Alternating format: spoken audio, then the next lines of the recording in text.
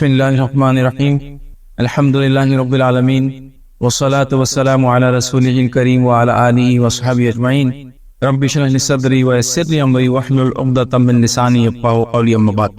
تمام تعریفیں اس اللہ عز و جل کے لائق و زیبا ہے جو تمام جہانوں کا بنانے والا اور اسے پالنے والا ہے، اور درود و سلام اس کے آخری نبی محمد صلی اللہ علیہ وسلم پر۔ میں آپ سب کا استقبال اسلامی طرف سے کرتا ہوں۔ السلام علیکم ورحمۃ اللہ وبرکاتہ۔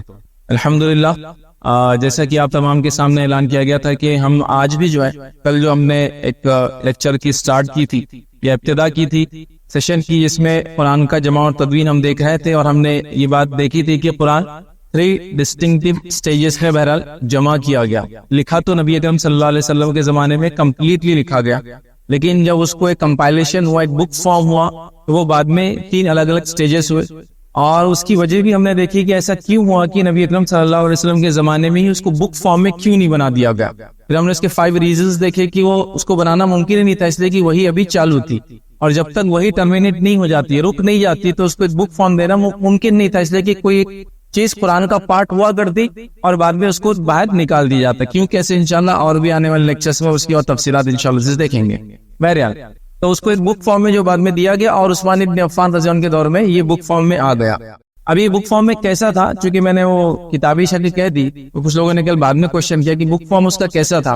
یاد رکھیے وہ ایکچولی پیجز پر نہیں تھا، وہ لیدر جو ہوتا ہے، جو جانوروں کا اسکن ہوتی ہے، یاد رکھیے پارچمنٹ جس کو کہتے ہیں، وہ اس پر لکھا ہوا تھا، اور وہ کافی بڑا ہوتا ہے۔ تو آپ کو اگر نیٹ پہ دیکھنا ہے تو آپ نیٹ کے اوپر ڈالیے توپ تاپی میوزیم تاشقند کا جو قرآن ہے، حضرت عثمان کی جو مصحف ہے، تو اس کی آپ کو تصویریں ملیں گی۔ وہ کافی بڑا ہوتا ہے، مطلب زمین سے اگر رکھے تو 2-2.5 فٹ ایسا اونچا ہوگا، اور کافی چوڑا ہوتا ہے، ایسے 4 فٹ جب اس کو دونوں طرف سے کھول دیا جاتا ہے، یاد رکھیے، کیونکہ وہ لیدر سکن، یاد رکھیے اینیمل سکن پہ جو ہے لیدر پہ لکھا ہوا تھا، چونکہ عربوں کے پاس جیسا میں نے بتایا تھا پیپر وغیرہ اس زمانے میں نہیں تھے، پیپر ابھی اسپیشل یا سیکریٹ تھا، ٹریڈ مارک تھا چائنیز لوگوں کا، یاد رکھیے۔ بہرحال تو یہ ابھی بڑے اس میں تھا، اور ایسے اینیمل سکنز پہ تھا، اور ظاہر سی بات ہے ان کی لائف بہت لمبی ہوتی ہے، یاد رکھیے۔ حال میں ایک اور جو ریسرچ ہوئی، یاد رکھیے، برمنگھم کے اندر، UK کے اندر، اس کے اندر برمنگھم انسٹیٹیوٹ کے اندر، یاد رکھیے، وہاں ایک قرآن کا ایک ہی صفحہ ملا، جس صفحے کی کاربن ڈیٹنگ کی گئی، یاد رکھیے۔ تو کاربن ڈیٹنگ سے پتا چلا ہوا 611 جو ہے کرسچین ایرا کے اندر لکھا گیا کاربن ڈیٹنگ کے اعتبار سے۔ مطلب یہ ہوا کہ نبی اکرم صلی اللہ علیہ وسلم کی حیات میں لکھا ہوا وہ پیپر ہے، یاد رکھیے۔ مطلب جو صحابہ اپنے پرسنل نوٹس بناتے تھے، شاید اس نوٹس میں سے ایک ہے، کاربن ڈیٹنگ سے پتا چلا 611 کرسچین ایرا، نبی اکرم صلی اللہ علیہ وسلم کی پیدائش 571 کرسچین ایرا میں ہوئی، یاد رکھیے، اور آپ کی وفات 632 میں ہوئی۔ تو یہ 611 کا یاد رکھیے، مطلب اللہ کے رسول صلی اللہ علیہ وسلم حیات ہے، اور اس زمانے میں کسی کی پرسنل نوٹ تھی جس نے لکھا، اور اس کو کاربن ڈیٹنگ بہرحال کیا گیا۔ تو وہ چیز بھی آپ جو نیٹ کے اوپر جو ہے دیکھ سکتے ہیں، برمنگھم قرآن بول کے ڈالیے، بہت مشہور ہے، یاد رکھیے، آپ اس کو دیکھ سکتے ہیں۔ بہرحال وہ قرآن جو ہے لیدر فارم میں تھا، اور بہت بڑی کتاب کی بہرحال شکل میں تھا۔ تو آئیے آگے بڑھتے ہیں، اور کچھ باتیں قرآنی آیتوں کے تعلق سے، سوروں کی ترتیب کے تعلق سے، سوروں کے نام کے تعلق سے دیکھتے ہیں۔ تو سوروں کی جو آیتیں ہیں، یاد رکھیے، وہ آیتیں کیسی پہچانی جاتی تھی؟ آج کل تو ہماری مصحف کے اندر جو بک ہوتی ہے ہمارے پاس قرآن کی کاپی، اس میں ایک دائرہ ہوتا ہے، گول سرکل، اور اس کے اندر نمبرز ہوتے ہیں۔ لیکن آج سے 50 ایئرز بیک آپ جائیں گے، جو پرانے قرآن ہے اس کے اندر صرف دائرے ہوتے تھے، اس میں نمبرز نہیں ہوتے تھے پرانے قرآن میں۔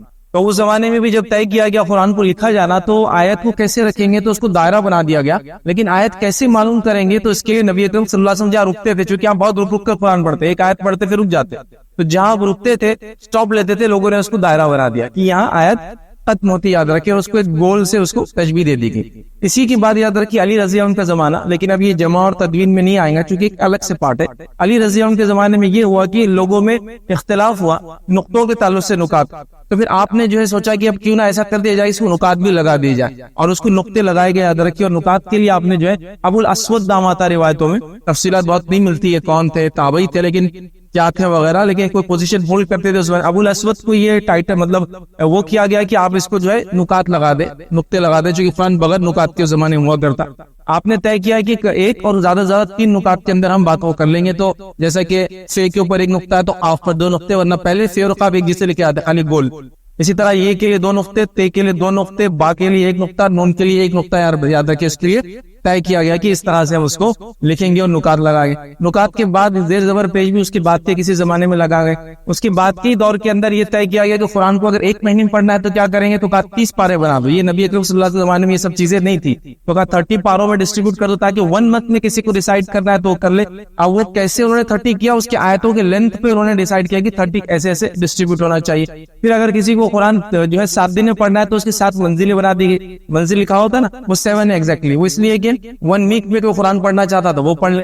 اسی طرح قرآن کا ہاف تا ختم ہوتا ہے, اس کو ڈیٹیکٹ کیا گیا, ٹھیک ہے. اور سورہ وہ کہف کے اندر آتا ہے, یاد رکھیے. اور ہمارے انڈین قرآن میں تھوڑا بڑا لکھا ہوا آتا ہے وہ الفاظ ہوتا ہے, تو آپ سمجھ جاتے ہیں اچھا کچھ تو بھی ڈفرینٹ ہے, وہ ہاف ختم ہوتا ہے وہاں قرآن. اس طرح سے کیا گیا. اس کے بعد یہ طے کیا گیا کہ اس میں رکوع وغیرہ جو لگے یہ بھی بعد میں کیا گیا. کیوں کیا گیا, تو ایک رکعت میں جتنا پڑھا جاتا ہے اس کو رکوع کاؤنٹ کر لیں گے, تو عین بول کے رکوع آنا شروع ہو گیا, یاد رکھیے. اور پھر کئی چیزیں اس کے بعد جو غیر عربی لوگ تھے جو اسلام میں آنے لگے, تو ان کی سہولت کے لیے سواد, سنے, زید, نون اور وہ جاجا رک سکتے, یہاں سانس نہیں توڑنا ہے, یہاں سکتا ہے. ورنہ عربوں کے لیے کوئی ایشو نہیں تھا کہ کہاں رکنا ہے, کہاں نہیں رکنا ہے, کہاں سکتا ہے, کہاں کنٹینیو کرنا ہے, کہاں سانس. وہ جانتے تھے چونکہ ان کی وہ لینگویج تھی, یاد رکھیں. اب ایک اور کوشچن کسی نے کیا تھا کہ اگر نکات بھی نہیں ہوتے, نقطے بھی نہیں ہوتے تھے, تو پھر لوگ آئیڈینٹیفائی کیسے کرتے تھے الفاظ کو. تو میں خالی اس کا ایگزامپل دیتا ہوں کیسے کرتے تھے. اگر آج کے دور میں اردو کو لے لیا فار ایگزامپل, مطلب جس کی مدر ٹنگ ہوتی ہے کوئی چیز, یاد رکھیں اس کو بہت ساری چیزوں کی لینگویج میں ضرورت نہیں ہوتی, لیکن ایز اے فارینر سیکھنے کے لیے ہوتی ہے ضرورت. تو اردو کا اگر آپ لے لیں اور اخبار میں آپ نے پڑھا کاف تے الف نے ایک آدمی کو کاٹ لیا, صرف کاف تے الف لکھا ہوا ہے. آپ لوگ کیا پڑھتے ہیں اس کو جو اردو جانتے ہیں, کتا. کاف پہ پیج بھی نہیں ہے, سمجھے, پیج کے اوپر جو ہے تشدید بھی نہیں, کتا اس کو ڈبل پڑھنا ہے بول. پھر بھی آپ نے اس کو کتا نہیں پڑھا, اس کو کتا ہی پڑھا آپ نے, ہے نا, کتا بھی نہیں پڑھا اس کا آپ نے. کیوں ایسا ہوا, کیونکہ آپ کی وہ لینگویج ہے, مدر ٹنگ ہے. تو پتا چلا اردو جاننے والے کو صرف نکات بھی ہے تو کافی ہے, اس کو اعراب کی زیر زبر پیش واویلز یا ڈائیکرٹیکل مارکس بولتے ضرورت نہیں ہے. تو اسی طرح عربوں کو نکات کی بھی ضرورت نہیں تھی, وہ اتنے ماہر تھے اپنی زبان کے اندر, سمجھ رہے آپ. تو لہٰذا خالی ایگزامپل دیا میں نے سمجھنے کے لیے کیسا ہوتا تھا.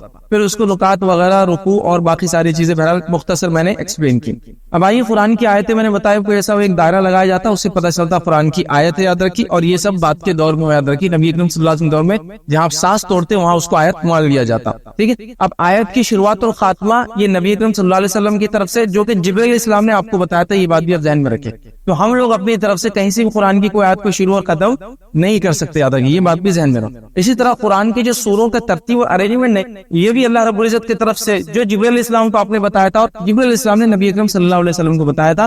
تو قرآن کی سورتوں کی ترتیب کو ماننا یہ واجب ہے, یاد رکھیے. اس میں کوئی چینج نہیں لا سکتا. کوئی یہ نہیں سوچ سکتا کہ اپن کیا کریں گے, قرآن کو 2 پارٹس میں سپلٹ کر دیں گے, مکی اور مدنی. آسان ہوتا نا سمجھنے, تو نہیں کر سکتے آپ, چونکہ ترتیب جو ہے اب وہ ہے اور وہ طے ہو چکی ہے, یاد رکھیے. اس میں کوئی چینجز اب نہیں آئیں گے, یاد رکھیے. تو قرآن کے سوروں کی ترتیب وہ اللہ کی طرف سے جو جبرائیل علیہ السلام کے ذریعے نبی اکرم صلی اللہ علیہ وسلم بتائی گئی, اس کو ماننا واجب ہے. آپ اپنی سہولت کے لیے کچھ صورتوں کے فضائل کے لیے اب آگے پیچھے پڑھ سکتے ہیں, لیکن آپ ایسا نہیں کر سکتے کہ اپنے قرآن کو چینج کر کے کیا کریں گے, بڑے صورتوں کو بعد میں ڈال دیں گے, چھوٹوں کو پہلے ڈالیں گے. نہیں, یہ ترتیب کو آپ ہاتھ نہیں لگا سکتے. اسی طرح سوروں کے نام, تو سوروں کے نام بھی یاد رکھیے یہ نبی اکرم صلی اللہ علیہ وسلم کی طرف سے ہے.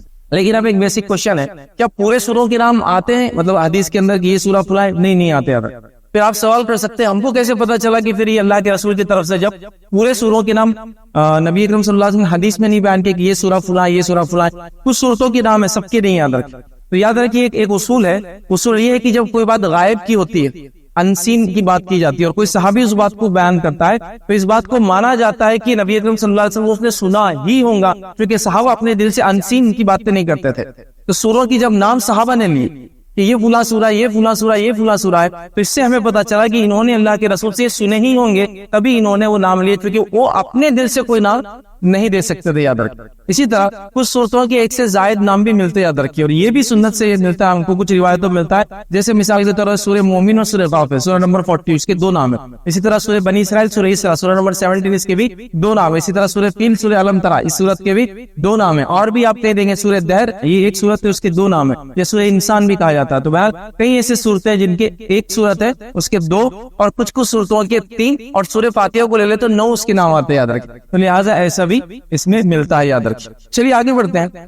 اب اس کے بعد جو ہے سوروں کی شروعات اور خاتمہ یاد رکھیں. اگر کوئی شخص سوروں کی شروعات اور خاتمہ بھی دیکھے تو ان کی سٹارٹ اور ان کی اینڈنگ بھی بہت یونیک ہوتی ہے, یاد رکھیں. جیسا سورہ مومنون کی اگر ابتدا لے تو اللہ نے کہا کہ کامیاب ہو گئے وہ لوگ جو ایمان لائے، اور اس کی اینڈنگ میں برباد ہو گئے وہ لوگ جو کفر پہ رہے. تو ابتدا اور اس کی خاتمہ، ہر سورت کی ابتدا، اسٹارٹ اور اینڈ آپ دیکھیں گے یونیک ہے. قرآن کی اگر اسٹارٹ لے صورتوں کی، آپ کی اسٹارٹ کیسے ہوتے سورے، تو اس کو 10 ٹائپس میں علماء نے تقسیم کیا ہے. مطلب 10 کیٹیگریز میں پورے سورے آتے ہیں. یاد رکھ کہ اگر یہ ایک سورے کی ٹائپ یہ ہے کہ وہ حکم سے شروع ہوتا ہے، کرو کوئی چیز، جیسا قل هو اللہ احد، کہو، ہے نا، تو یہ ہو گیا. یاد رکھ تو ایسے حکم والے سورے، تو ابتدا حکم سے بھی. کوئی صورتیں سبحان الذی، اللہ کی تعریف کرتے ہوئے شروع ہوتے ہیں، حمد و ثنا اور بڑائی بنتے کرتے شروع ہوتے. کچھ صورتیں کہ اللہ کی حمد و ثنا اور تعریف و بڑائی بیان کرتے شروع ہوتے اور نگیٹ کرتے ہیں جو منفی نیگیٹو چیزیں اللہ کی طرف منسوخ کی جاتی ہے، اس کا رد کرتے ہوئے شروع ہوتے ہیں. تو سوروں کی اسٹارٹ بھی یاد رکھیں یونیک ہے. تو 10 ٹائپس میں، وہ ٹائپس میں نہیں رکھتا ہوں چونکہ اس کے لیے پھر اگر مصحف ہوتی دیکھتے ہو تو ایک الگ بات ہے. تو بہرحال 10 ٹائپ سے صورتیں شروع ہوتی ہے. اب آئیے قرأت اور حروف کی طرف جاتے ہیں. جو کل ایک کوشچن بھی آیا تھا، یہ جو ہے قرأت کی جو صبا ہے یا اشرا جو بیان کرتے ہیں یہ کیا ہے. تو آئیے پہلے حروف دیکھتے ہیں پھر قرأت دیکھیں گے. اب حروف کیا ہوتے تھے، یاد رکھیں حروف، کیونکہ اس کے تعلق سے آپ کسی بھی علوم القرآن کی کتاب میں پڑھیں گے تو بہت ڈیٹیلنگز اب نہیں ملتی ہے. ریزن یہ ہے کہ امت نے حروف اور قرأت کو ایک سمجھ لیا، جس کے نتیجے میں 7 حروف تو 7 قرأتیں مشہور ہوگی. حالانکہ حروف قرأت سے بالکل مختلف چیز تھی. وہ کیا تھے؟ حروف قرآن کا ایک معجزہ تھا. معجزہ یہ تھا کہ جب نبی اکرم صلی اللہ علیہ وسلم مدینہ گئے ہجرت کر کے مکہ سے، تو مدینے کے اطراف میں کئی لوگ تھے اور الگ الگ ڈائلیکٹ چلتے تھے. جب تک آپ مکہ میں تھے سنگل ڈائلیکٹ تھا عربوں کا جو قریش کا تھا، اسی میں قرآن نازل ہوا. لیکن جب آپ مدینے گئے تو وہاں کئی الگ الگ عربک بولنے والے لوگ موجود تھے. تو اللہ رب العزت نے ان کی سہولت کے لیے جب قرآن نازل کیا تو قرآن کی ایوری ورس جو مدینے میں پوری نازل ہوئی آخر تک، وہ ہر ورس 7 الفاظ الگ الگ الفاظ کے ساتھ نازل ہوتی تھی، جن سب کا میننگ ایک ہوا کرتا تھا. یاد رکھیے یہ اس کی خود ایک معجزہ تھا. اولین تو مشرکین مکہ یہ ایک ہی اس سے پریشان تھے کہ یہ آیت نازل ہوتی ہے اور ان کے دماغ کام نہیں کر رہے تھے. مدینہ میں جا کے تو یہ ہوگا کہ 7 قسم سے آتے تھے. لیکن یہ بات میں کل آپ کو وضاحت کر چکا ہوں. عثمان ابن عفان رضی اللہ عنہ کی مصحف نے جتنوں کو اکوموڈیٹ کیا بس اتنے باقی ہے. آپ سمجھ لیجیے فار ایگزامپل ایک آیت ہم کو پڑھتے ہیں، ابھی فرسٹ ٹائپ ہے، سیکنڈ ہے، تھرڈ ہے، فورتھ ہے، ففتھ، سکس ہم کو نہیں پتا. حضرت عثمان نے جو اکوموڈیٹ کر لیا اپنے مصحف میں، بس ہم اس پہ اتفاق کرتے ہیں کہ ہم یہی ایک طریقہ ہے پڑھنے کا، دوسرے اس پہ ہم نہیں جاتے. لیکن میں نے کچھ ویریشنز آپ کو بتایا تھا، سین اور سواد کے ویریشنز، جو سواد کے پیٹ میں سین، سین کے پیٹ میں سواد کے، آپ سواد سے بھی پڑھ لو سین سے بھی، ٹھیک ہے. اور بھی اس قسم کے تھوڑے ویریشنز آتے ہیں، کبھی موقع ملا تھا وہ ڈیٹیل میں دیکھیں گے، جو کہ قرآن میں ناٹ مور دین 20 اس طرح کے وہ آتے ہیں بہرحال ڈفرنس. تو اگر اکیڈمیکلی میں بولوں کوئی اگر یہ کہ قرآن میں زیر زبر کا بھی فرق نہیں ہے تو اکیڈمیکلی رانگ ورڈ ہوں گے. یاد رکھیے کیونکہ زیر زبر کا فرق ہے اس کے اندر. یاد رکھیے ہاں، لیکن اس سینس سے بولا کہ اس میں کوئی چینج نہیں آیا وہ ایک الگ بات ہے. لیکن ایز ایک جس کو کہیں گے اسٹوڈنٹ آف نالج، آپ کو معلوم ہونا چاہیے کہ نہیں الفاظ میں بھی ہے اور کہیں کئی جگہ جو ہے الفابیٹس بھی یوز ہو سکتے ہیں ملٹیپل، کی اس کے بدلے یہ، اس کے بدلے یہ ہو سکتا ہے. بہرحال اب یہ حروف جو ہے یہ ہوئے اور اس کے تعلق سے دلیل کیا ہے، جو ہے جامع ترمذی کی ایک روایت ہے. ابی بن کعب رضی اللہ عنہ فرماتے ہیں جبرائیل السلام نبی اکرم صلی اللہ علیہ وسلم کی خدمت میں حاضر ہوئے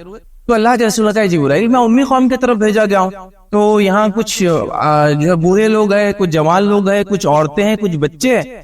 تو جبرائیل علیہ السلام نے کہا اللہ کے رسول اسی لیے تو قرآن آپ کو 7 حروف میں آپ پہ نازل کیا گیا.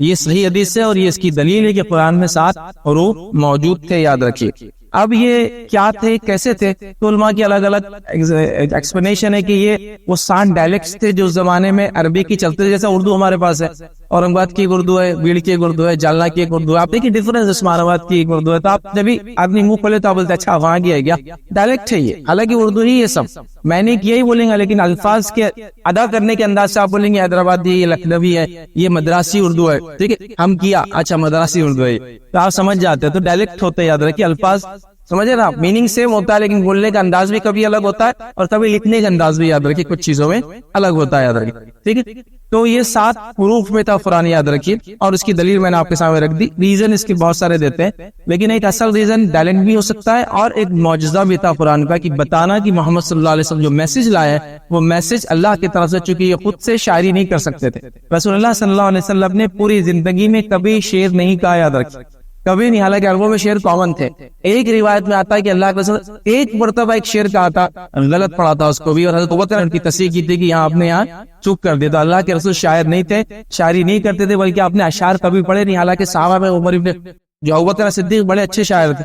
جب وہ مدینہ آئے تو مدینہ بیماری والا شہر تھا، یہ صرف کہتے بخار آنے کو، یہ صرف ڈالتا اس کا تو بخار آ جاتا تھا وہاں قسم کا، کیوں پتا نہیں، لیکن جو وہاں کے لوگ تھے امیون تھے اس سے، لیکن نیا آدمی آتا بخار آ جاتا۔ حضرت عمر تو بہت بڑے شاعر تھے، یاد رکھیں، انہوں نے تو کئی بڑے بڑے شعراء کے آگے تصحیح کراتے یہ اس میں کچھ چینجز کی ضرورت ہے، آپ کہتے یہ چینج کر دو، یہ الفاظ چینج کرو، تو شاعر تھے یاد رکھیے صحابہ، لیکن نبی اکرم صلی اللہ علیہ وسلم نے شعر پڑھا، بلکہ ایک ہی روایت میں آتا آپ نے پڑھا لیکن وہ رانگ پڑھا تھا، اس میں آپ نے ایک مسٹیک کی تھی شعر کے اندر، بہرحال تو یہ بھی ہم کو پتا چلا یہ حروف تھے، یاد رکھیے۔ اب حروف کی وجہ سے لوگوں کو کنفیوژن ہوا کہ قرأت ایک الگ چیز، حروف اس کی لکھائی کے اندر ہے اور قرأت اس کی پڑھائی کے اندر ہے، یاد رکھیں، ریڈ اور ریسیٹیشن کے اندر ڈفرنس تھا۔ تو چونکہ 7 حروف تھے تو یہ چیز ایسی سمجھ نہیں گئی کہ 7 قرأتیں ہیں، لیکن یاد رکھیے میں نے آپ کو کل بتایا تھا کہ قرأتیں 25 جمع کی گئی، یاد رکھیے، لیکن میرا جو چیز مشہور اور معروف ہے وہ 7 قرأتیں نہیں 10 ہے، جس میں سے 7 نماز میں پڑھی جا سکتی ہے اور 3 کو شاذ کہا جا سکتا ہے۔ اب کسی قرأت کو نماز میں پڑھنے کے لیے کنڈیشن کیا ہے؟ اس کا صحیح سند سے ثابت ہونا کہ ایسا پڑھا گیا تھا نبی اکرم صلی اللہ علیہ وسلم کے دور میں، اور یہ سند یاد رکھے، اس کو بھی جمع کیا گیا کہ ایسا پڑھا گیا، ایسا سنا گیا، ایسا پڑھا گیا، ایسا سنا گیا، آپ صلی اللہ علیہ وسلم نے، صحابہ نے، تابعین نے، اس کو کیا گیا۔ تو ایسے 10 قرأتیں ہیں، 7 کو کہتے ہیں اور 10 کو کہتے ہیں۔ اب قرأتوں کے ڈفرنس ہوتے ہیں، یہ آپ الگ الگ قرأتیں سنیں گے تو تبھی آپ کو سمجھیں گا، ورنہ ہم کو نہیں سمجھتا۔ جیسا کہ اگر آپ سورہ فاتحہ دیکھیں، کوئی اگر سوڈانی آدمی سورہ فاتحہ پڑھائیں گا نماز میں تو الحمدللہ رب العالمین، الحمدللہ رب العالمین، الرحمن الرحیم، مالک یوم الدین، ہم لوگ کیا پڑھتے ہیں ہمیں مالک پڑھتے ہیں، وہ لوگ اس کو ملک پڑھیں گے، اس کو یاد رکھیے۔ تو یہ فرق ہوتا ہے قرأت کا، یاد رکھیے۔ اسی طرح والضحیٰ واللیل اذا سجا، وہ پڑھیں گے والضحیٰ واللیل اذا سجے، ٹھیک ہے۔ تو ہم لوگ پریشان ہو جاتے ہیں، کبھی کبھار ہم کے کچھ قاری کبھی کبھار یہ قرأتیں کرتے ہیں جو مختلف ہوتی ہے۔ تو 7 لوگ جس نے قرأت جمع کیا بہت پاپولر ہوئی، اور 7 کیوں ریسٹرکٹ ہو گئی؟ وہ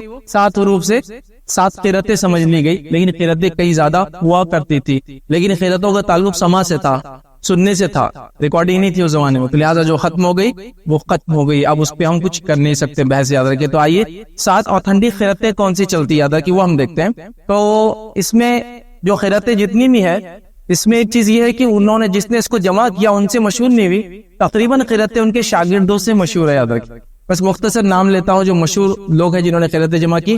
امام نافع المدنی، ان کے 2 شاگرد امام قالون، امام ورش۔ امام ورش کی قرأت مشہور ہے، یاد رکھیے، قالون ان کی نہیں، یاد رکھیے، بہرحال۔ اسی طرح ابن کثیر المکی، ان کے امام بوزی اور امام قنبل، یاد رکھیے، یہ 2 سے قرأتیں شاگردوں سے مشہور ہوئی۔ اس طرح ابو عمرو البصری، یاد رکھیے، جس میں امام الدوری ان کے شاگرد تھے، اور امام السوسی، یہ امام السوسی کی قرأت یاد رکھیے، یہ بھی بہت کامن ہے، بہت سارے بار آپ سنیں گے امام سوسی کی قرأت ہے، بہت سارے لوگ پڑھتے ہیں، روایت کرتے ہیں، کس سے روایت کر رہا ہوں اور یہ قرأت کرتے ہیں۔ اسی طرح ابن عامر الشامی، یاد رکھیے، ان کے 2 شاگرد جو امام ہشام اور امام زکوان، ان سے ان کی قرأت مشہور ہوئی۔ اسی طرح امام عاصم الکوفی جو سب سے مشہور ہے، یاد رکھیے، قرأت کے اندر، جس نے بھی قرأت سیکھی انڈیا میں یہ امام آتے ہی روایت ان سے ہوتی ہے۔ ان کے 2 شاگرد ہیں، امام شعبہ اور امام حفص، اور یہی قرأت انڈیا میں موسٹ پاپولر ہے، یاد رکھیے، اور یہ ورلڈ وائڈ موسٹ پاپولر ہے، یاد رکھیے۔ اسی طرح امام حمزہ الکوفی، ان کے 2 شاگرد امام خلف اور امام خلات تھے، یاد رکھیے، ان سے مشہور ہوئی۔ اور آخری 7ویں امام الکسائی، جن کے 2 شاگرد امام اللیث اور امام الدوری، ان سے شاگرد ان کی قرأت مشہور ہوئی۔ اب 3 جو قرأت اور شاذ وہ کیا ہے؟ ابو جعفر المدنی، اس کے بعد یعقوب البصری اور امام خلف، یہ 3 شاذ قرأت یاد رکھیے۔ اب اس کے اندر یاد رکھیے مسلم ورلڈ میں کون سی قرأتیں زیادہ چلتی ہے، کس قاری کو لوگ فالو کرتے ہیں، یاد رکھیے۔ سب سے پاپولر قرأت جو کی جاتی ہے، یاد رکھیے، وہ حفص عن عاصم، امام حفص کی قرأت جو انہوں نے امام عاصم سے روایت کی، یاد رکھیے۔ تو جب بھی قاری قرأت کرتا ہے تو یہ ضرور بولتا ہے امام حفص عن عاصم الکوفی، پھر وہ قرأت کرتا ہے، یاد رکھیے۔ یہ سب سے زیادہ مشہور قرأت ہے، یاد رکھیے، اور اس کو 95% مسلم ورلڈ اسی قرأت کو کرتا ہے، 95% مسلم ورلڈ۔ اور اس کی وجہ کیا ہے کہ اتنے زیادہ لوگ اس قرأت کو پسند کرتے ہیں اور کیا جاتا ہے؟ اس کی 2 میجر ریزن ہے۔ پہلا ریزن ہے کہ حرم میں یہی قرأت ہمیشہ کی گئی، اور دوسرا سب سے بڑا ریزن ہے امام ابو حنیفہ اسی قرأت کو کرتے تھے، تو اکثریت ان کی فالوورز ہے، تو ظاہر سی بات ہے یہ قرأت امام کی وجہ سے پاپولر ہو گئی۔ تو 2 ریزن اس کے سب سے اہم، حرم میں اسی قرأت کو ہمیشہ کیا جاتا ہے یہی روایت کے مطابق، اور امام ابو حنیفہ انہی کو مانتے تھے، انہی روایتوں کے مطابق قرأت کرتے تھے، لہٰذا حرم ظاہر سی بات ہے ہمیشہ سے لوگوں کے لیے ایک سینٹر پوائنٹ ہے، اور امام ابو حنیفہ فالوورز یاد رکھیے دنیا میں سب سے زیادہ ہے، تو لہٰذا 95% آف دا مسلم ورلڈ اسی قرأت کو کرتا ہے، یاد رکھیے۔ اس کے علاوہ دوسری قرأت نام نے سنی، نام نے دیکھی۔ اس کے بعد سیکنڈ جو قرأت آتی ہے جو موسٹ پاپولر ہے، یاد رکھیے، وہ امام ورش النافع، یاد رکھیے ان کی قرت یاد رکھیے سیکنڈ پاپولر ہے. یہ قرت جو ہے الجیریا، موراکو، ٹونیشیا اور سوڈان میں چلتی ہے. یاد رکھیے 3% آف دا مسلم ورلڈ اس قرت کو کرتا ہے. اس لیے اگر آپ کو اگر سیکنڈ قرت دیکھنا ہے کوئی ہٹ کر انڈین قرت سے، تو سوڈانی قاریوں کی آپ قرت دیکھیے، وہ بہت مختلف ہوتی ہے چونکہ ورش سے وہ قرت کو لیتے ہیں. اسی طرح تیسری مشہور معروف قرت جو دنیا میں چلتی ہے یاد رکھیے امام قالون النافع سے چلتی ہے. یہ 8% مسلم دنیا میں چلتی ہے بس، ٹھیک ہے. اور اس کو لیبیا میں کیا جاتا ہے. تو لیبین قاری بھی تھوڑا سا الگ پڑھتے ہیں انڈین اور سوڈانیز قاری کے علاوہ. اگر آپ کو ویریشن دیکھنا کیسے پڑھتے ہیں وہ لوگ کیا تو آپ دیکھ سکتے ہیں. اور اس کے علاوہ جو قرت چلتی یاد رکھیے امام دوری کی قرت ہے جو ابو امر سے انہوں نے لی. یاد رکھیے یہ قرت جو ہے 0.5% بولیں گے، بہت کم ہے. اور یہ جو ہے سوڈان کے سرٹن پارٹس میں ہوتی ہے، ساؤتھ سوڈان کے اندر. یاد رکھیے بس یہ قرت وہیں آپ کو بہرحال ملیں گے. یاد رکھیے. اور ابن عامر الشامی یاد رکھیے اس امام کی قرت جو ہے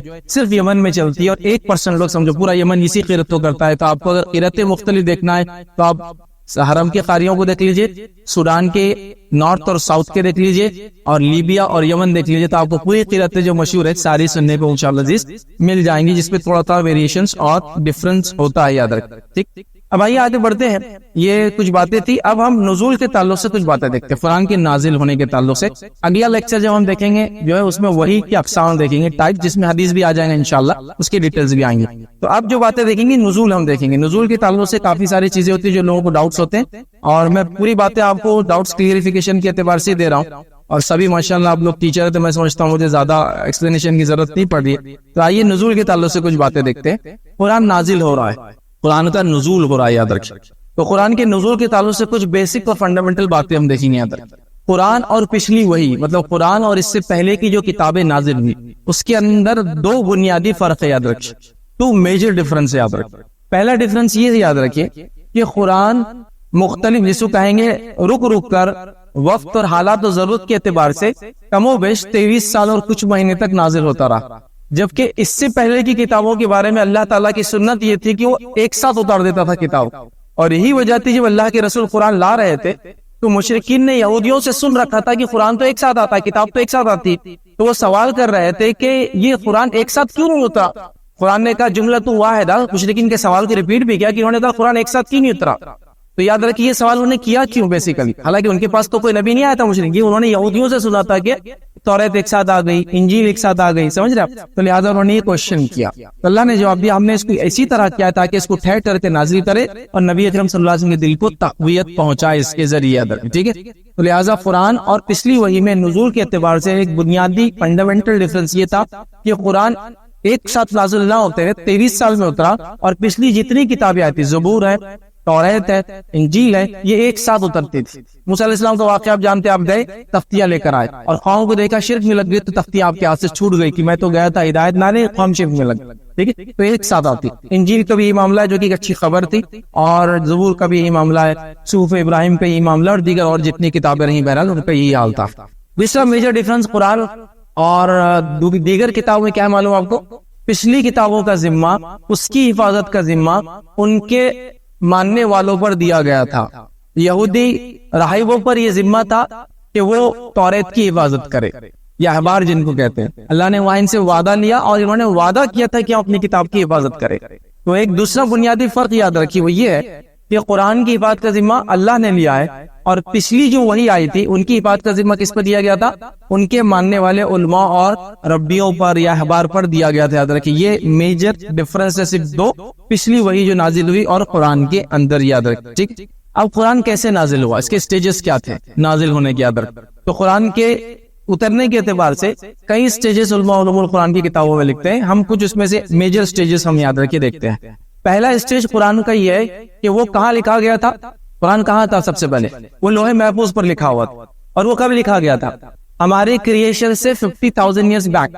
حدیث میں آتا ہے کہ کائنات کے وجود میں آنے سے 50,000 سال پہلے اللہ نے پہلی مخلوق کریٹ کی. وہ کیا تھی؟ قلم. فرسٹ کریشن اللہ کی یاد رکھی قلم ہے. لوگ جو اس کے علاوہ بولتے ہیں وہ کوئی روایت صحیح نہیں. یاد رکھ اللہ کی فرسٹ کریشن قلم ہے، کوئی نبی نہیں ہے، کوئی اور نہیں. یاد رکھے قلم ہے. اور اللہ نے قلم کو 50,000 ایئرز پہلے کریٹ کیا. اس کائنات جب بھی کائنات وجود میں آئیں گی 5 بلین 10 بلین پتہ نہیں کتنے بلین، اس سے 50,000 ایئرز پہلے قلم کو بنایا اور کہا اور وہ چیز لکھ دے جو ہونا ہے. قلم نے وہ چیز لکھ دیا جو ہونا تھی. اسی لیے حدیث میں بار بار یہ الفاظ آتے قلم رکھا جا چکا ہے، سیاہی سوکھ چکی ہے، اب چینجز نہیں آنے والے، لہٰذا اپنی تقدیر پر صبر کرو، اس کو قبول کرو اور آگے بڑھو دنیا. ٹھیک ہے، تو قلم نے سب لکھ دیا، تو قرآن میں لکھا ہوا تھا. کہاں لکھا ہوا تھا؟ لوح محفوظ، the preserved tablets، مطلب یہ تختیاں ہیں. پہلے زمانے میں شاید ممکن نہیں تھا سمجھنا، لیکن آج ہم سمجھ سکتے ہیں کہ کتنے چھوٹے چھوٹے سائز کے جگہوں میں کتنا بڑا بڑا ڈیٹا آپ آج کل سیو کرتے ہیں. بہرحال تو اس نے سب کچھ لکھ دیا اور وہاں وہ لکھا ہوا، تو قرآن بھی وہاں تھا. ٹھیک ہے، یہ وہاں تھا. اب اس کے بعد یہ لوح محفوظ سے نکل کر یہ بیت العزہ پہ آتا ہے. بیت العزہ کیا ہے؟ بیت العزہ پہلے آسمان پر ایک مقام ہے، ایک گھر ہے، عزت والا گھر. وہاں یہ آیا. کب آیا؟ کوئی ڈیٹ بتا سکتے ہو؟ لکھا گیا 15,000 ایئرس پہلے کریشن سے. وہاں کب آیا؟ لوح محفوظ سے بیت العزہ پر. وہ اسی مہینے میں آیا، اس مہینے کی خاص رات میں آیا. وہ کیا تھا؟ شب قدر میں آیا. وہ پورا آیا لوح محفوظ سے. کہاں ہے؟ بیت العزہ پہ آیا. پورا بھی اسی رات آیا اور تھوڑا بھی اسی رات نیچے آیا. یاد رکھیں، پورا آیا بیت جو ہے لوح محفوظ سے بیت العزہ کمپلیٹ قرآن آ گیا. وہ جو بھی رات تھی 21، 23، 25، 27 اور 29 میں سے کوئی قدر ہے وہاں آ گیا. اور اس میں سے پہلی 5 آیتیں اسی رات جبریل علیہ السلام لے کر محمد صلی اللہ علیہ وسلم پر آئے.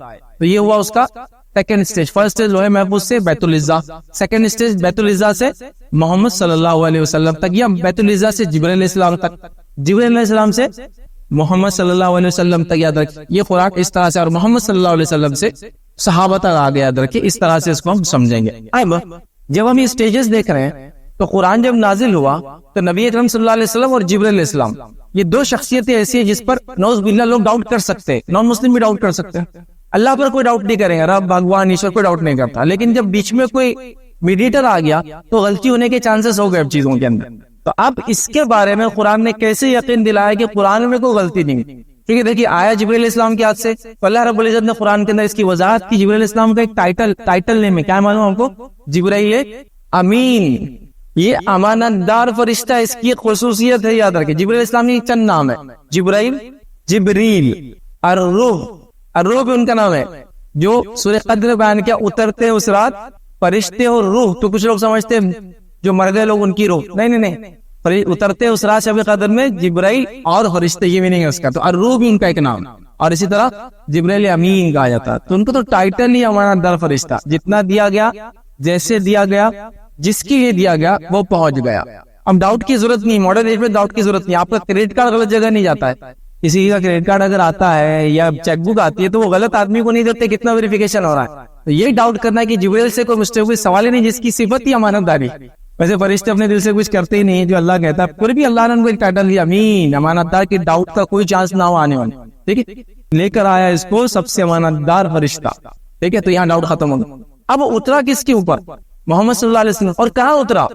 دماغ پہ نہیں اترا، آپ کے دل پر اترا.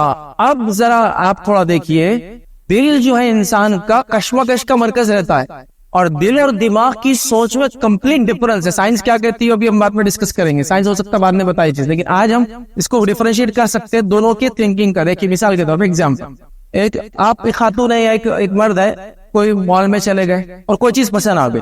تو اب دل اور دماغ کی سوچ آپ دونوں میں ڈفرنس کر لیجیے. دل بولتا ہے اس کو لینا ہے، جیسے ہی آپ کا دل بولتا ہے اس پروڈکٹ کو لینا ہے تو دماغ ایسا نوک کرتا، ریٹ دیکھ لو، ٹک ٹک ٹک، اور اس سے بہت مہنگا ہے لیکن دل اور اس کو لینا ہے. ایک ہی وقت میں دو خیالات، ایک ہی وقت میں. یہ ایسی شر اور خیر دونوں ایک ساتھ اس میں دوڑتے رہتے ہیں. تو اب نبی اکرم صلی اللہ علیہ وسلم عموماً اب ان کے دل پر قرآن اتر رہا ہے، تو اس کی کیا شیورٹی ہے کہ جب دل پر آیا تو کوئی چیز غلط ملت نہ ہوئی، اس کے اندر کوئی چیز مکس اپ نہیں ہوئی. اس کی دلیل کیا ایسا نہیں ہوا؟ اب آپ کے دلیل موجود ہے. اس کیا دلیل ہے؟ نبی اکرم صلی اللہ علیہ وسلم کا سینہ 2 بار، ایک بار بھی نہیں، 2 بار ہوا. کب؟ ایک بار جب چھوٹے تھے دائی علیمہ کے پاس، یہ واقعہ ہونے کے بعد انہوں نے فوراً بلایا ان کے آپ صلی اللہ علیہ وسلم کی دادا کو خبر دی، کہا اس بچے کو یہاں سے لے کر چل جائیے، اس کے ساتھ انہونے واقعات ہوتے ہیں. تو مجھے ڈر ہے کہ سب کچھ ہو نہ جائے، لیکن تو لے کر آنا پڑا. تو فرسٹ ٹائم تب ہوا. سیکنڈ ٹائم معراج میں ہوا. کیا کیا گیا؟ حدیث میں آتا ہے آپ کا پورا دل نکالا گیا. نکالنے کے بعد اس کو ایک تش میں دھویا گیا، اور اس میں جو وہ ایک مادہ ہوتا ہے شر کا وہ نکال لیا گیا، تو وہ پیور ہو گیا ہارٹ. یاد رکھ. ٹھیک ہے، اسی طرح شیطان بھی آگے کیا کرتا ہے؟ دل میں وسوسے ڈالتا ہے. لیکن اور سب کے ساتھ ہوتا ہے ایک جن، یاد رکھ، اس کو کیا کہتے ہیں؟ قارین کہتے ہیں. اس سے برائی کے وسوسے ڈالتا ہے ہم سب کے دلوں میں.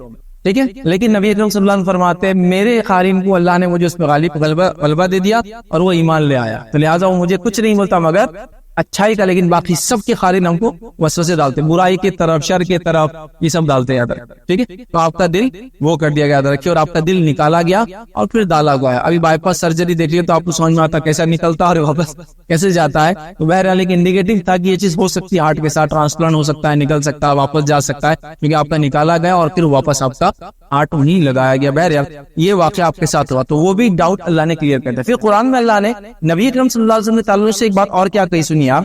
اللہ نے فرمایا کہ اگر نبی اپنے دل سے قرآن میں کچھ بھی اضافہ کریں گے تو ہم اس کا سیدھا ہاتھ پکڑ کے مروڑ دیں گے اور اس کی شہرت سے اس کو جو ہے کاٹ دیں گے. مطلب نبی اکرم صلی اللہ علیہ وسلم اگر اپنے دل سے ایک بات بھی اضافہ کرتے تو اللہ آپ کو اسی وقت موت دے دیتا. یہ قرآن کی بات ہے.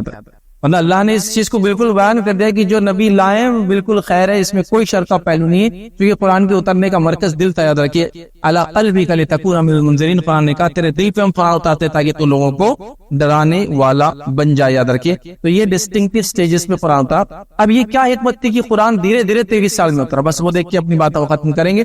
سب سے پہلی حکمت یہ تھی، یاد رکھیے، کہ نبی اکرم صلی اللہ علیہ وسلم کے دل کو مشرکین کے خلاف تقویت دے جو وقتاً فوقتاً وہ تکلیفیں پہنچا رہے ہوتے. بیٹیوں کو آپ کے نکاح طے ہوا، کہہ دے رہے کہ اب شادی نہیں کر سکتے ہم اس لیے کہ تم تو بے دین ہو گئے ہو، سمجھ؟ کبھی قرآن کی کچھ آیت آتی ہے آپ کو تسلی ہوتی.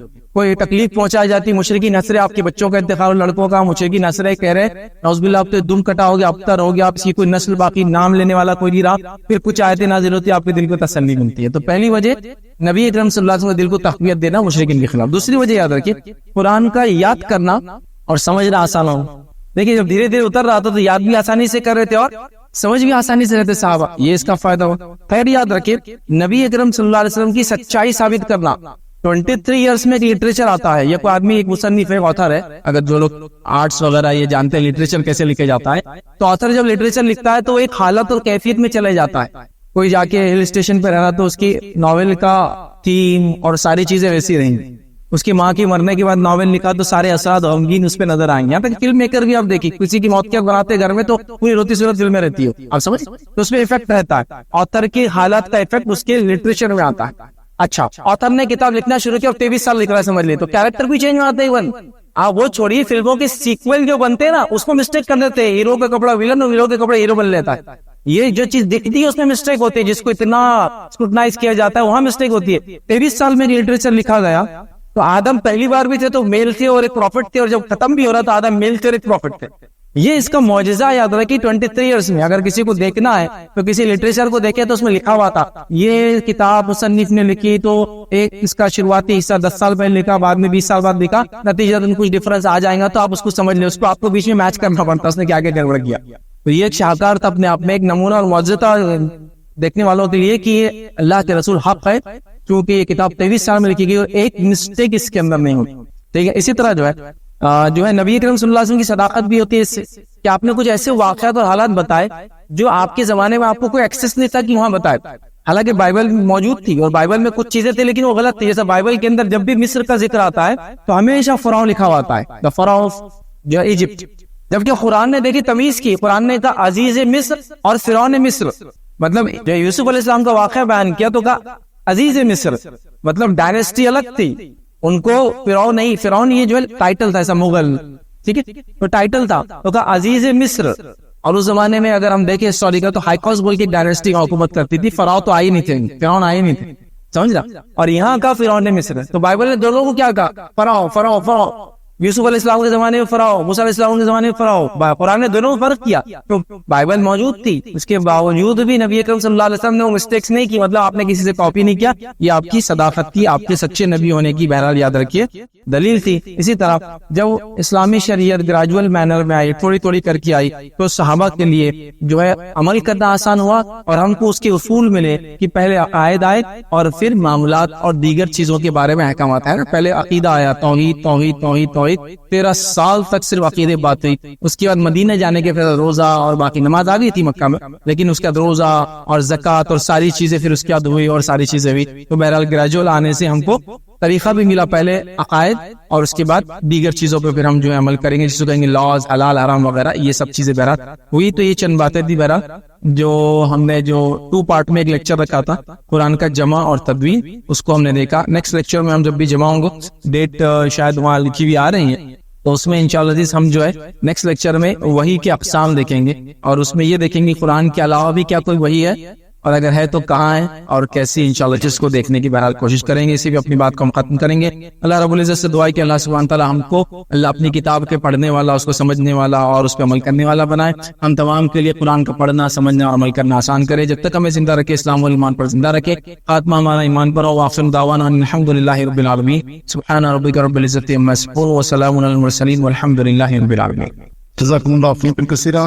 ایڈوکیٹ فیصل یسار کل اور آج قرآن کی جمع و تدوین کے حوالے سے ہماری رہنمائی فرما رہے تھے، اور اس کے بعد میں ان کے دو عنوان ہیں، وحی کے اقسام اور قرآن ایک معجزہ لیکن کیسے۔ میں سمجھتا ہوں یہ چاروں عنوان کو اگر ملایا جائے تو ایلیمنٹس آف علوم قرآن ایک کلاس ہو سکتے، اور یہاں جو شروتا گن ہیں ان کی تاریخ میں مجھے ایک بات بیٹھے بیٹھے سوچ رہا تھا کہ اگر کسی کو پوچھے کہ بھاشن کیسا ہوتا ہے، شروتا ایسا پرتیشت کیسا ہوتا، تو لوگ یہ کہتے کہ واقعہ دینے ٹاڑا پڑا ہوتا ہے، پرتیشت اتم ہوتا، لیکن یہاں تعلیموں کا سلسلہ ہے نہیں، لیکن شروتاؤں کا پرتیشت اتنا ہوئے کہ ہر شخص بدلے چشم کو دیکھ رہا ہے، تھوڑا سا کامل ڈسٹرب بنا ہوا ہے، مطلب پورے یکسوئی کے ساتھ، اور بہت ہی انٹرسٹ لے کر سارے یہاں پر رضا کے موجود سن رہے ہیں۔ اللہ تعالیٰ آپ کو جزائے خیر دے۔ اس عنوان سے متعلق اگر آپ کے ذہن میں کچھ سوالات ہو آپ پوچھ سکتے ہیں، سوال عنوان سے متعلق اگر مناسب ہو۔ کوشچن یہ آیا کہ لوح محفوظ پر کیا صرف قرآن ہے یا دیگر کتابیں موجود ہے؟ دیکھیے لوح محفوظ پر ہر چیز موجود ہے، یاد رکھیے جو دنیا میں ہونے والی تھی، ایون اس کے اندر میری اور آپ کی تقدیر بھی موجود ہے، اللہ کے جتنی وحی اور کلام یا کتابیں آئی ہے، چونکہ اللہ نے قرآن فرمایا لکل اجل کتاب، ہر زمانے میں ایک کتاب۔ ویسے نام کے اعتبار سے لے تو 4 نام اور ایک کتاب کا ذکر آتا ہے۔ 4 نام کون کون سے؟ توریت یا زبور، انجیل، قرآن۔ قرآن نے کہا لکل اجل کتاب، ہر زمانے میں کتاب آئی، تو وہ ساری کتابیں اور ہر فرد جو دنیا میں پیدا ہونے والا تھا اور کائنات میں کیا ہونے والا تھا وہ سب کچھ لوح محفوظ کے اندر لکھا ہوا، یاد رکھیے۔ سوال آیا کہ طریقت کا کیا ایکسپلینیشن ہے، کیا نبی اکرم صلی اللہ علیہ وسلم سے یہ ورڈ ریلیٹڈ ہے کیا؟ تو دیکھیے شریعت یہ ورڈ تو بالکل ریلیٹڈ ہے، طریقت، معرفت اور حقیقت یہ بعد میں اضافی 3 الفاظ ہیں۔ تو لوگوں نے کیا کر دیا، یہ کیٹاگرائزیشن کیوں اور کیسے کیا میں اس کی ڈیٹیلنگ نہیں جانتا ہوں، لیکن شریعت موجود ہے۔ شریعت مطلب یہ ہے، اور ہمارے نزدیک یہ اس کا اصطلاحی معنی یہ ہوگا وہ دین جس کے پاس گئے بغیر ہماری نجات کا ذریعہ کوئی باقی نہیں، یاد رکھے۔ یہ شریعت ایک چیز ہے، یاد رکھیے، اور یہی اصل ہے۔ لیکن اس کے بعد کے زمانے میں لوگوں نے طریقت، معرفت اور حقیقت، اور انہوں نے اس کا پیرامڈ بھی بنا دیا کہ شریعت ہر وہ جو عام شخص فالو کرتا ہوا ہے، معرفت جو کم لوگوں کو ہوتی ہے، معرفت، اور پھر اس کے بعد طریقت، اور پھر بولتے حقیقت تک انسان پہنچ جاتا ہے۔ یہ باقی کے تینوں اصطلاح نبی اکرم صلی اللہ علیہ وسلم، صحابہ، تابعین اور تبع تابعین کے زمانے میں موجود ہی نہیں تھی، تو لہٰذا اس کو لا کر کمیونٹی کو بانٹا، لوگ کرتے ہیں اس سے، آپ اہل شریعت ہیں اور ہم اہل طریقت ہے، یہ آپ کر ہی نہیں سکتے۔ جس کو نبی نے جو اصطلاح کو استعمال نہیں کیا اپنی زندگی میں، صحابہ نے جس کی وجہ سے ڈفرینسیشن نہیں کیا، لوگ بعد میں جو کریٹ کرتے ہیں یہ کبھی بھی آتھینٹک پروف نہیں مانا جائیں گا۔ اور جب وہ اہل شریعت کو الگ کرتے ہیں، مطلب جیسا کہ مجھے اور آپ کو اہل شریعت بولیں گے کہ قرآن جو دکھ رہا عمل کر رہے، حدیث میں جو دکھ رہا عمل کر رہے، وہ کہتے ہیں شریعت سے ہٹ کر طریقت یہ ہے جو شریعت میں نہیں ہوتی، وہ ادھر سے چلتی ہے۔ میں جب ٹرانسفر کروں گا میرے دل سے آپ تک آئیں گے۔ اب اس کے ٹرانسفر کے موڈ ہو سکتے، کبھی ایجوکیٹ کرنا، کبھی وہ ہاتھ ملاتے ایک دوسرے سے، اور ہاتھ کے ذریعے اس کی ایک پورا سیریمنی ہوتی ہے، اور بولتے اب میرا نالج آپ میں ٹرانسفر ہو گیا۔